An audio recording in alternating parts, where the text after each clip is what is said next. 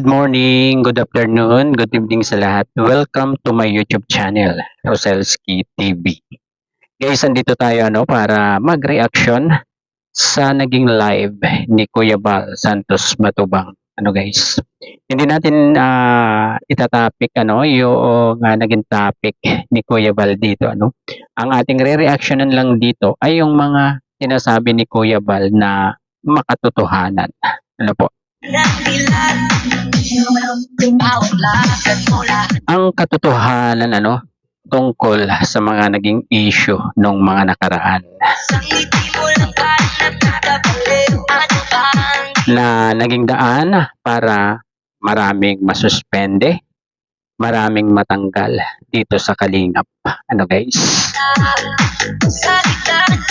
Dahil siguro matitigas ang ulo, hindi sumusunod sa mga tagubilin nung mga taong binigyan ng karapatan ni Kuya Bal na mag-suspende dito sa mga vlogger o reactor na mga ito. Guys?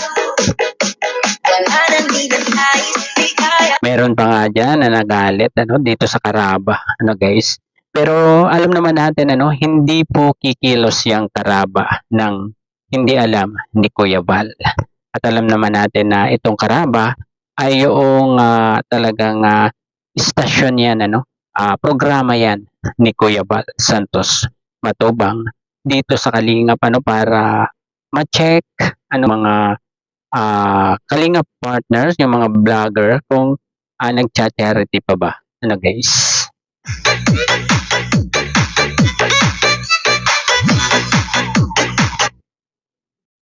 Ayun, bago po tayo mag-start, pakisuportahan po muna ang ama ng Kalingap, Kuya Bal Santos Matubang, Ate Edna Vlogs at Kalingap Rap. At ganun din po yung mga legit na reactor, yung mga taga-Karipa, videos, guys, andyan ang watchers, guys.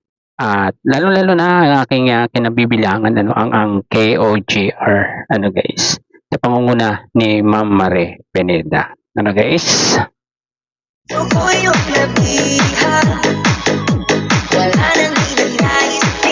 Mag-start na po tayo, at bibigyan natin ng konting reaction itong naging live ni Kuya Bal. Ito ay medyo may pabiro din, guys. Ito po, panoorin po natin. Sino po ang tinanggal sa Kalingap? Bakit tinanggal? Mayroon bang tinanggal sa Kalingap at nasuspended?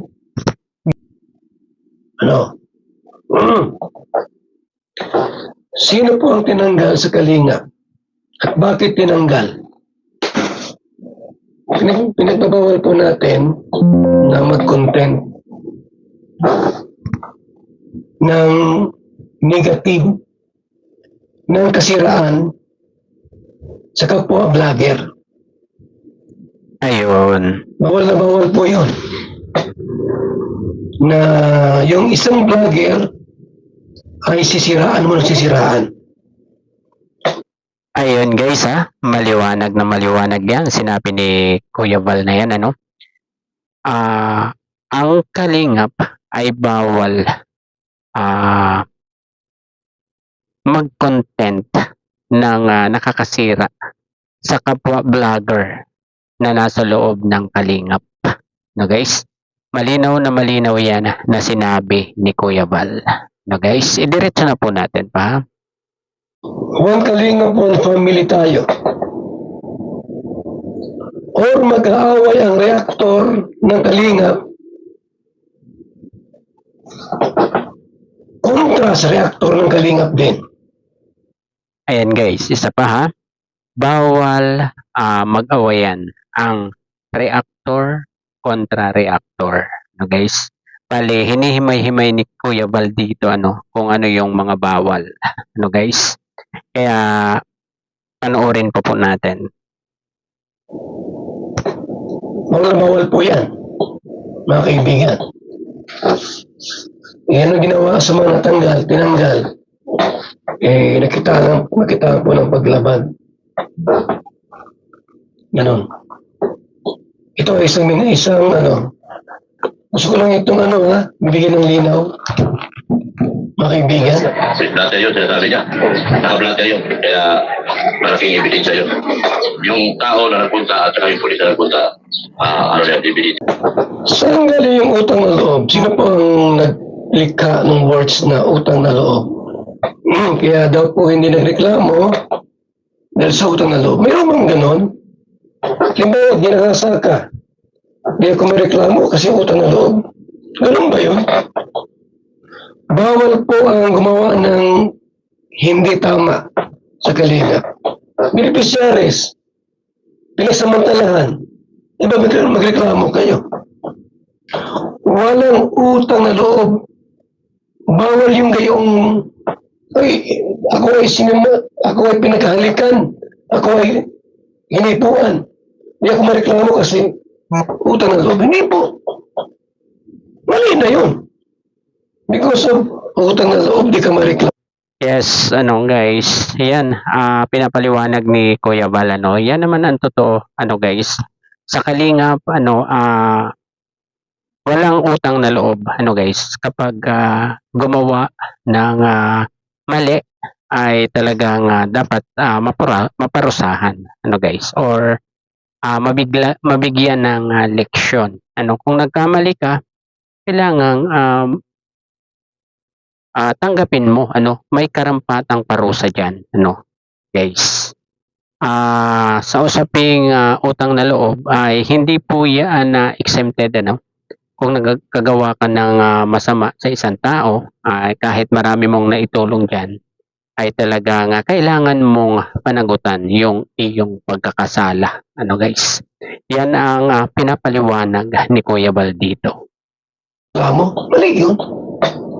Dapat kung ikaw ay pinagsamantalahan, nilapastangan, binastos, isumbong mo. Bibigyan. Yes, oo, tama, di ba?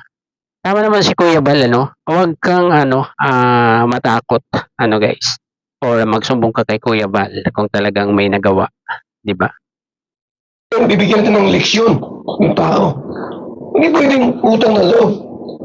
Itanong ko na po kina Nanay Hansel at kay Dianse. Nako, eto na nga, guys. Ito na nga ang sinasabi ko. Talagang si Kuya Val ay gagawa na ng paraan yan, para matahimik na ang lahat, guys. Gagawin ni Kuya Val yan, para na rin, sa ikakatahimik ng iba, ng mga viewers na maraming tanong, guys, kung ano ba talaga. Ito, totoo ba na binastos ni Edo si Dianse? At hindi nagreklamo kasi utang na loob? Ay hindi po, mali po yun. Walang ganon sa Kalingap. Ang mali. Hindi pwedeng, hindi ako mareklamo kahit ako'y binastos mo. Dahil sa utang na loob. Hindi po. Mali yun. Saan galing po yung utang na loob? Saan galing yung utang na loob na salita? Sa kanila? Batalero family? Siyempre kami naman noon pa dapat yan pumalag. Binibigyan naman sila ng dahil sa Noon, pero dapat pumalag. Iba di pumalag. Hindi ko narinig na may ganong kwento. Kung last year pa po yan, ba't ako narinig? Kaya nga, di ba, Kuya Val? Yan din po ang pinagtatakahan ng ilang mga viewers, Sa mga vlog, tuwang-tuwang, masaya sila. Yes. Sabi ko magandang EDC. Sweet na sweet. Smooth, walang problema. Meron pala ganitong problema sa kanila. Ba't hindi nireklamo sa akin? Yan. Ano yun? may kisama. Alam na. Hindi pwede yan pakikisama kung binastos ka na. Binastos ka na para ng tao, tapos magkikisama ka pa. Magreklamo kayo. Pabarangay nyo, na pulis nyo. O sa akin yung sumbong muna para malaman ko. Wala pong ganitong ha? Wala pong nagkaroon ng EDC po, wala akong nakikita problema sa EDC. Bakit ito lumabas ngayon? Pakikisama, utang na loob. Tanungin ko doon sa mag-asawa. Ito, sinid ko na ito eh. Itanong ko kay Hansel at kay Beran, ano ito? Totoo ba ito? Tuloy natin. Bukhang talaga. Naghingi ng resibo. Ilabas ang resibo, sabihin, nasa social media. Hindi ko lang buwang-buwang talaga. Ba naman araw-araw yung iba si pamilya? Ba't sinabi namin kagabi ay may poison ng magulang? Yeah. So ito po ay alamin natin po kasi alam po natin po na basta lang mag-react na wala tayong confirmation. Alamin po natin na matagal na ba si Biansing binabastos ni Ido? At bakit sa mga vlogs sweet sila? Wala akong nakitang mali sa mga vlogs. Kung binastos ni Ido si Biansi, dapat noon pa nag-react na yan. Dapat nag-react na. Bakit parang wala akong nakitang ang sweet-sweet nila? Alamin natin ito mga kaibigan. Ayaw ko po mapasama si Ido rito. Yung sabi nga rin sin na blood is thicker than water. Ayun guys, talagang dinipahan na ni Kuya Val si Kalingap Edo dito dahil ayun nga masyado ng ang ginawa sa kanya nitong dalawa. Siguro si Kuya Val ay talagang hindi na nakatiis at nagsalita na rin talagang seryoso dito si Kuya Val. At tungkol naman doon sa sinabi ni Red Zane na blood is thicker than water. Guys? Ay ito po yung naging sagot ni Kuya Val. Hindi ko kamag-anak si Ido, ha? Hindi ko kamag-anak si Ido. Matubang ako si Ido Alsula. Sabi ni Ritsin Kuya Bal, may nagtanong mga. Sabi ni, Kuya Bal, sinungaling ka ng Ritsin at sabi mo, dinala mo sa libid na lugar. Sabi ni Kuya Bal, hindi. Anong sabi ni Ritsin? Blood is thicker than water. Hindi ko siya kadugo. Hindi mo matubang yan. Kung si Roel matubang at si Papa Dan. Pero si Ido hindi po. Hindi ko siya kamag-anak. Ayun nga basta na lang kasi makapagsalita. Guys, hindi iniisip yung sasalita niya kung nararapat ba sabihin ito na ganito kay Kuya Val. Di ba guys? Ayun, sinagot sila ni Kuya Val, di ba, na hindi niya kaano-ano itong si Kalingap di ba? At ang pinsan niyan ay si Ate Edna, di ba? Pero silang dalawa ni ay wala, hindi sila magkaano-ano. Hindi sila magkadugo. Pamangkin ni Ate Edna. Walang dugo ako kay Ido. Ha? Bakit po tinanggal sila? Lumabag sa panuntunan ng Kalingap. Bawal po kasing mag-contempt Pres Kalingap. Yung dahilan bakit sila tinanggal. Nakita ni Kalingap siguro na hindi na healthy o tinanggal sila. Diba? Ngayon, gumagawa sila ng mga kwento. Sa halip na tumigil na sila, ano pang pinalala? Alamin ko po sa magulang. Baka bukas kung na doon sila. Itong video ito, ano ba ito nanay? Totoo ba na si Biansi ay ginahasa? Pinasamantalahan? Binastos ni Ido? Patingin sa video. May video, patingin. Ilalabas ko ito mga kaibigan para lumabas ang totohanan. Ayun, diba?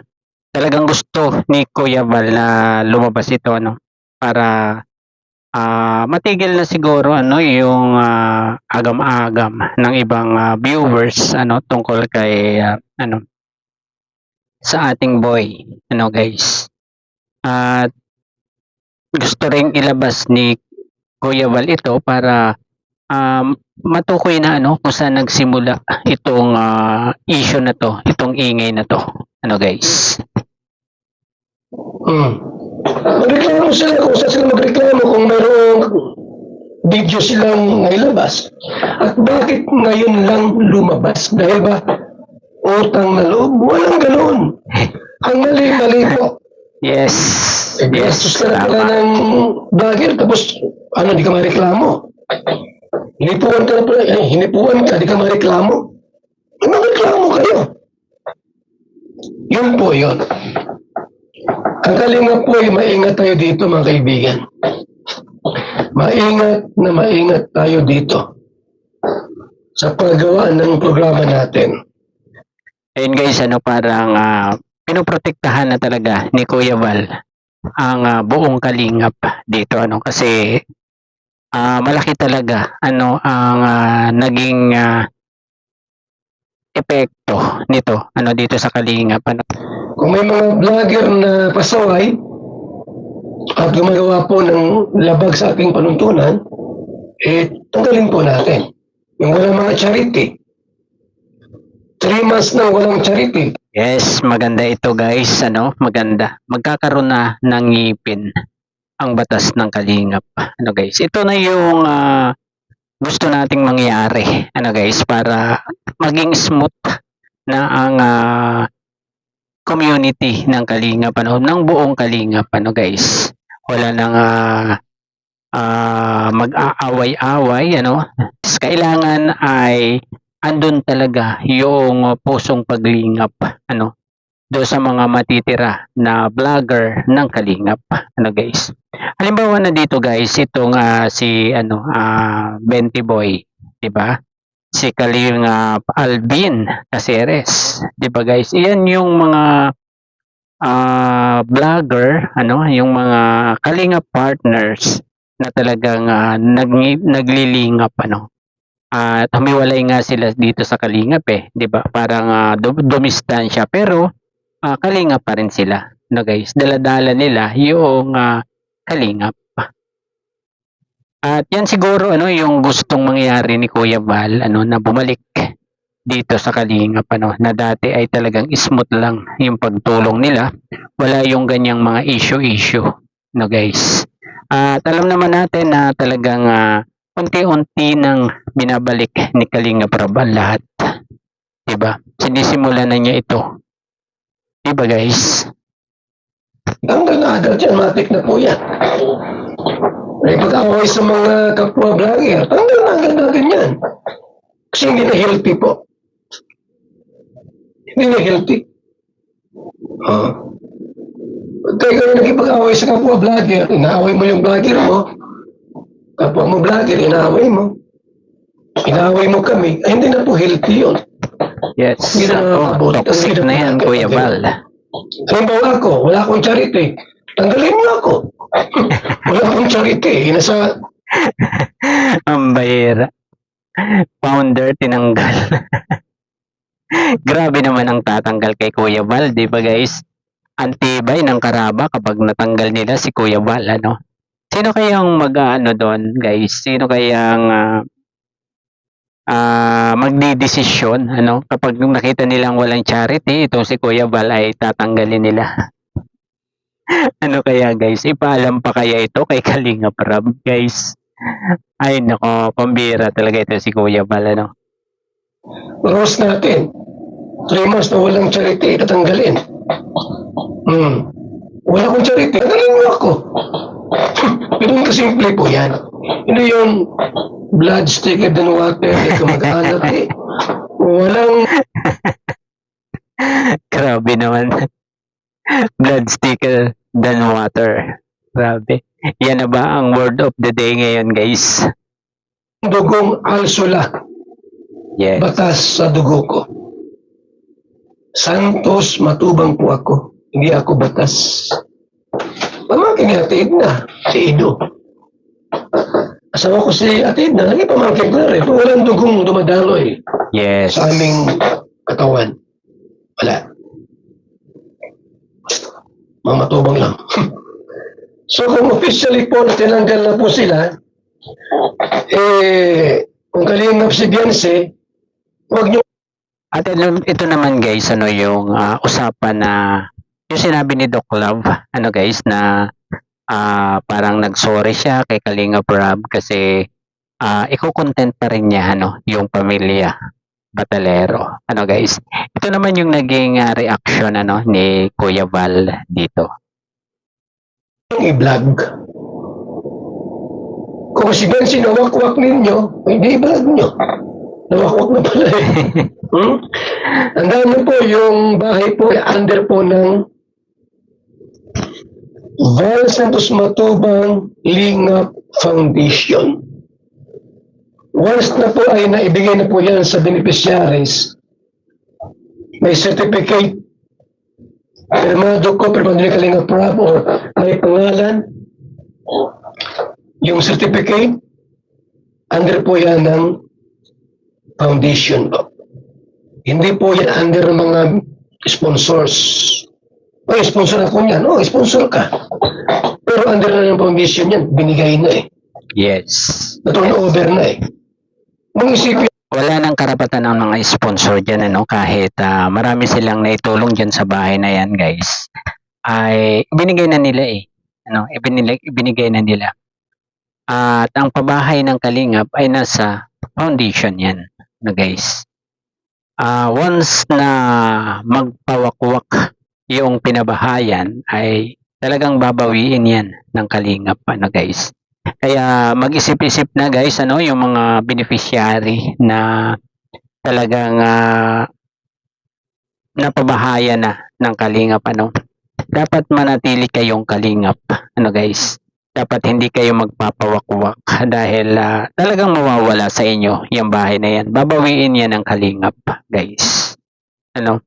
Yun lang naman yun eh. Yung pag nawakwak ka, ibig sabihin nun ay hindi ka nakalingap. Nagpawakwak ka nga eh, di ba? Kaya babawiin na sa iyo yung bahay na ibinigay sa iyo ng Kalingap. Ano, hindi ka nakarapat dapat diyan kasi hindi ka nakalingap, nagpawakwak ka kasi. na, oy, binigay ko dyan 500,000. Oo, i-sponsor ka. Pero binigay na po yan. Nasa foundation na po yan. Huwag ka magmalaki na sponsor ako niyan. Sponsor ka nga. Pero nasa foundation na. Binigay na sa beneficiaries. Huwag Yes. mo bawiin, binigay na eh. So, rules po natin, kapag hindi ka nakalinga, huwag ka na mag-content sa kalinga. Kasi wakwak ka na. Nagko-content ka sa content ng kalinga. Tapos, yun ang mga kinakontent mo, hindi man umalis sa kalinga. Pag umalis sa kalinga, nawakwak nyo, di content nyo. Ayun. Content nyo yung nawakwak kung umalis sa kalinga. Pero, hanggang kalingap yan, huwag nyo i-content. Kung hindi ka na Ayun, ano guys, yun yung sinabi ni Kuya Val dito, ano. Talagang bawal. Bawal i-content kapag nasa Kalingap pa yung beneficiary, bawal mong i-content kapag hindi ka nakalingap. Ano guys? kalinga. Pag kinontent mo yan, makapal ang mukha ninyo. Kahit pa-scout mo yan or ikaw ang nakakuha niyan, nasa kalingap na yan eh. Yes. Binahayan ng kalingap, tinulungan ng kalingap, ganun po yan. Hindi pwede yung ganung mga paliwanag na, ako naka-scout niya. Oo nga. Pero, binigay mo sa kalingap. Ayun guys, ano, wala talagang karapatan na. Kung umalis ka na kung tanggal ka na sa Kalingap, wala ka ng karapatan kahit pa ikaw ay isang scouter. Niya ang beneficiary na yan, 'di ba? Kasi ibinigay mo na eh, ano, i-transfer mo na kay Kalingap Rab yan. So sa Kalingap na yan, ano, ay hindi ka Kalingap kaya bawal ka mag-vlog diyan. Ano guys? Maliwanag na maliwanag yan, ano guys, na sinabi ni ni Kuya Bal dito sa kanyang live, ano guys. Ayun siguro guys, ano, hanggang dito na lamang po ano ang ating konting pagre-reaction dito sa naging live ni Kuya Bal kagabi, ano guys. Ayun, hanggang dito na lamang guys. Good morning po and bye-bye. God bless po sa lahat. Peace.